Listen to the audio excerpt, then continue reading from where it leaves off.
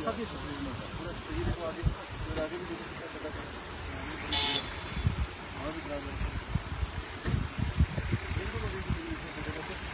देखो बारिश तेज आएगी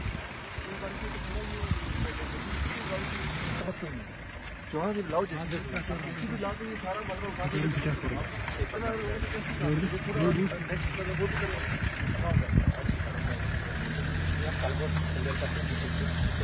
पानी को ड्रेन करो साइड में और ये आपने निकालना है तब ये इस कचरा इसमें डलवाइए जो मोटे मोटे पत्थर यहाँ से हो जाएगी देखो यहाँ गाड़ी क्या टूटेगी नहीं तो क्या होगा लोकल ही रखते हैं या जो भी लेवल ये पूरी रोड वहाँ से पूरी ऐसे लेवल रोलर चले पानी को जो है डाइवर्ट करें पानी डाइवर्ट करती है